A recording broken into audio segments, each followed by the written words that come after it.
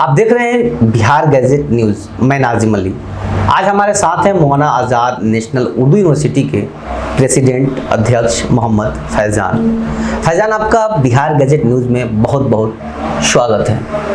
बहुत शुक्रिया, बहुत धन्यवाद कि आपने बिहार गैजेट न्यूज़ पे मुझे आमंत्रित किया इंटरव्यू के लिए। मैं बहुत बहुत शुक्रिया अदा करता हूँ, आपका बहुत धन्यवाद करता हूँ इसके लिए। जी फैज़ान, आपसे हम ये जानना चाहते हैं कि आप गोपालगंज ज़िले के केशवपुर, एक गांव है आपका, ग्राम केशवपुर है, केशवपुर से कैसे सफ़र शुरू हुई और आपकी पाठन कहाँ हुई और आप हैदराबाद कैसे पहुँचे और वहाँ पे आप मास्टर ऑफ जर्नलिज्म की एक स्टूडेंट हैं, तालबा हैं, तो इसके बारे में आप मुझे बताएं कुछ।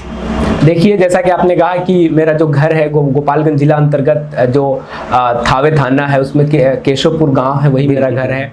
और जो मेरी प्रारंभिक शिक्षा हुई है वो गांव में हुई है। इसके बाद मैंने जो 10th किया है वो MM उर्दू तुर्कहाँ से किया है। फिर इंटरमीडिएट भी बिहार बोर्ड से ही मैंने किया है।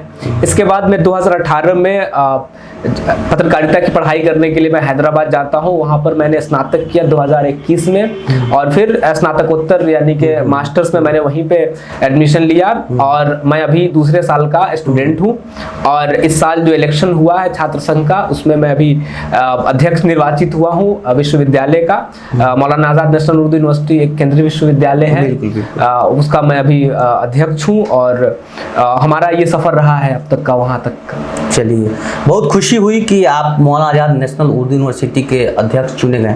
फैज़ान, आपसे हम ये जानना चाहते हैं कि हैदराबाद गच्चीबौली में जो मौलाना आज़ाद नेशनल उर्दू यूनिवर्सिटी की स्थापना हुई, एस्टेब्लिश्ड हुई, तो वो कितने सन में हुई और मौलाना आज़ाद में सियासत यानी यूनियन सियासत कब से शुरू हुई और सबसे पहले वहाँ पे किस पार्टी के अध्यक्ष चुने गए और आप कितने नंबर पे वहाँ अध्यक्ष हैं? देखिए, मौलाना आज़ाद नेशनल उर्दू यूनिवर्सिटी को 1998 में संसदीय कानून के जरिए बनाया गया, पार्लियामेंट्री एक्ट के जरिए 1998 में इस यूनिवर्सिटी को बनाया गया। और इस यूनिवर्सिटी को बनाने का मकसद ये था कि जो तबका हाशिए पर है, वो जो मार्जिनलाइज सेक्शन है, जो तालीम से महरूम है, जिसको शिक्षा नहीं मिल रही है, उस तबके को टारगेट करके इस यूनिवर्सिटी को बनाया गया था। और इसका जो मैंडेट था वो ये था कि उर्दू मीडियम के जो स्टूडेंट्स हैं उनको तालीम दिया जाए, उर्दू मीडियम में वोकेशनल कोर्सेज शुरू किया जाए और जो महिला शिक्षा है, जो तालीम निस्वा है, महिला शिक्षा है, विमेंस एजुकेशन को प्रमोट करने के लिए ये 3 मैंडेट के तहत इस यूनिवर्सिटी को पार्लियामेंट में बनाया गया था।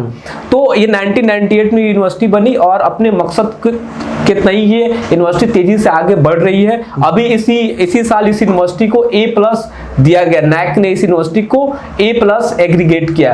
तो अभी ये A+ की यूनिवर्सिटी है, केंद्रीय विश्वविद्यालय है। और इस यूनिवर्सिटी में जो स्टूडेंट्स यूनियन की जो शुरुआत हुई, इलेक्शंस की जो शुरुआत हुई, वो 2013-14 से होती है। और जो पहले प्रेसिडेंट बनते हैं वो अफरोज साहब बनते हैं और अभी वो असिस्टेंट प्रोफेसर है। अफरोज आलम किस पार्टी के थे? अभी फैज़ान, आप मुझे ये बताइए कि मानू में आप बताएं 2014 से राजनीति शुरू हुई, लेकिन वहाँ पे जो अभी स्थिति बनी हुई है, तालबा वहाँ का परेशान है, तालबा काफ़ी प्रोटेस्ट करते हैं।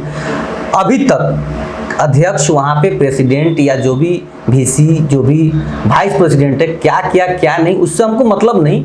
लेकिन आप जब अध्यक्ष चुने गए हैं तो आपने अभी तक वहाँ के तालबा, वहाँ के स्टूडेंट के लिए आपने क्या किया, अपने फंड से, अपने पार्टी हित से या फंड जो रिलीज हुआ उससे?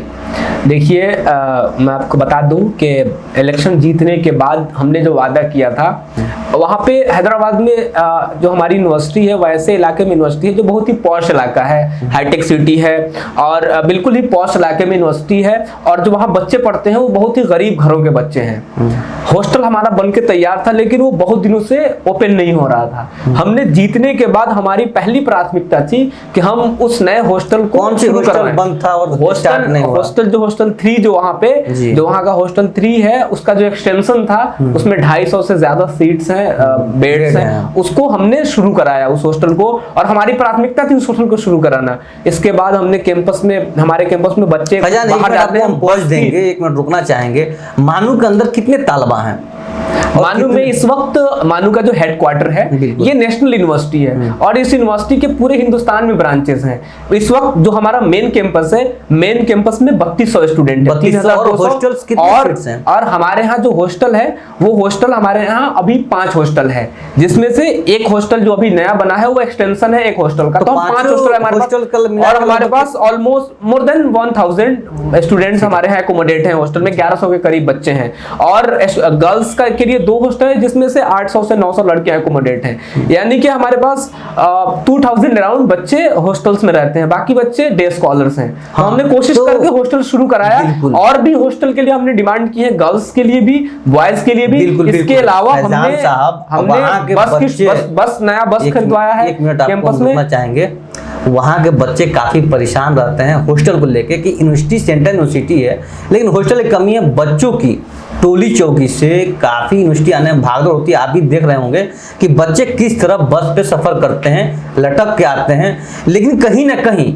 उसके जिम्मेदारियाँ प्रेसिडेंट और वाइस चांसलर पे ही आता है। तो इसके लिए आपने क्या कदम उठाए हैं अभी तक? यानी आप बात आगे बढ़ाएंगे तभी तो कुछ निदान होगा ना। देखिए बच्चों के हित में। देखिए जो हमारा इंस्टॉलेशन सेरेमनी है, आप उस वक्त जो इंस्टॉलेशन सेरेमनी में जो वो सेरेमनी होता है उसकी स्पीच में भी हमने हॉस्टल की डिमांड रखी और हमारी जो वाइस चांसलर साहब से मीटिंग हुई वहां पे भी हमने हॉस्टल की डिमांड रखी, हॉस्टल शुरू कराया है।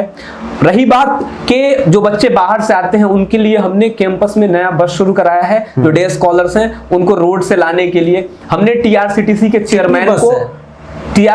चेयरमैन को भी हमने लेटर लिखा है बस के लिए। यूनिवर्सिटी के पास अभी एक बस है और एक बस अभी हो जाता है।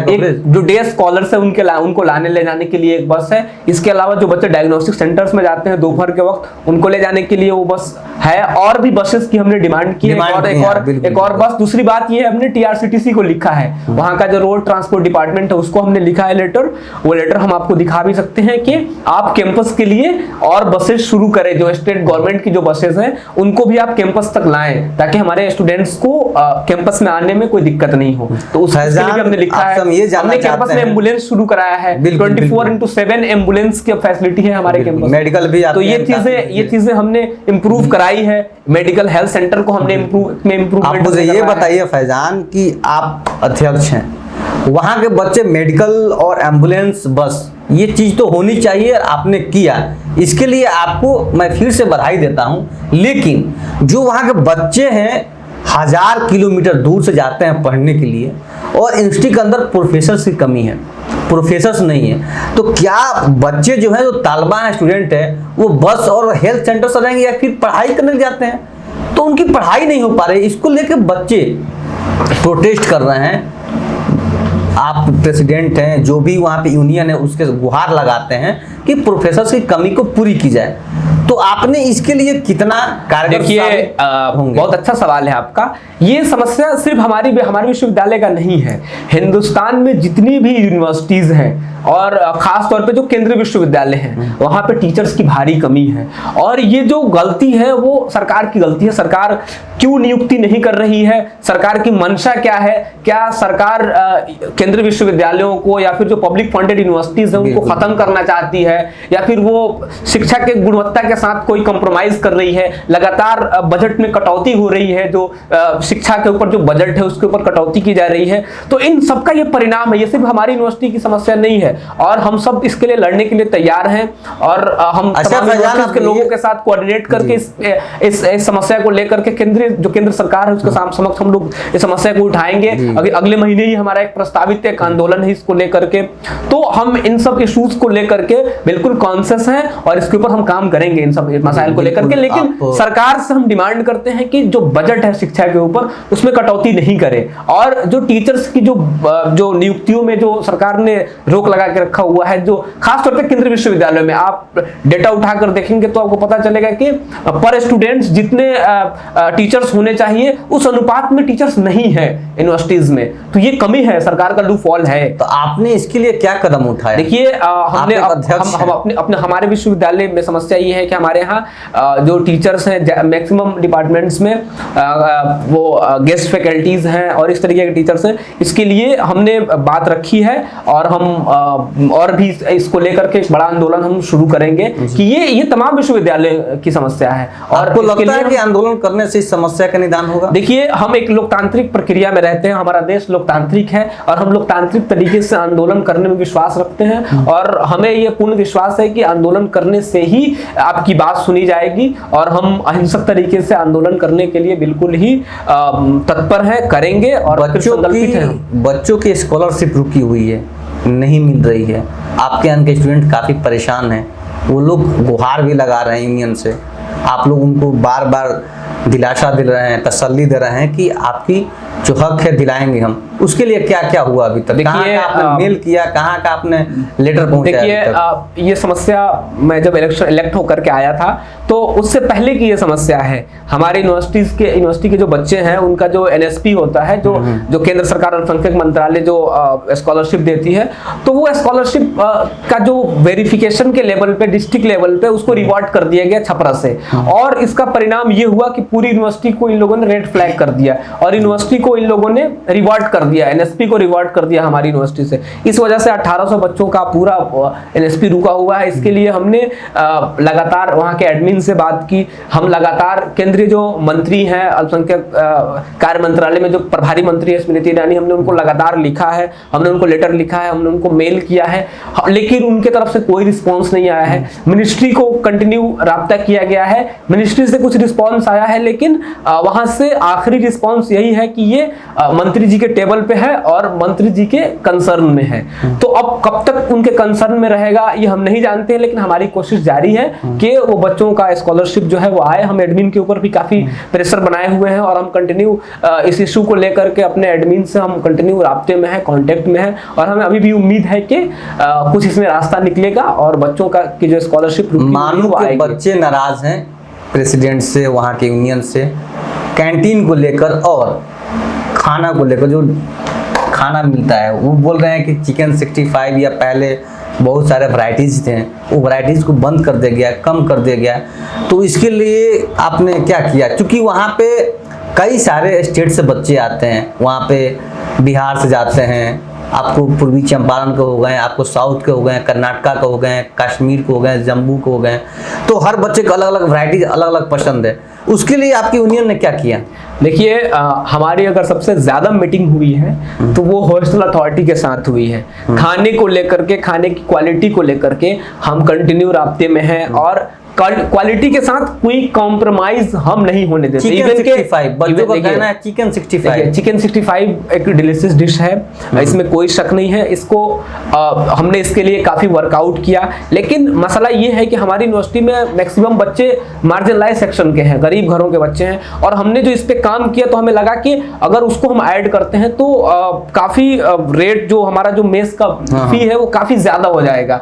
तो बहुत सारे बच्चे ऐसे भी हैं जो अफोर्ड नहीं कर सकते हैं, तो हमें सारे बच्चों का ख्याल में रखते हुए और ऐसे डिशेस रखने हैं उसमें कि तमाम बच्चे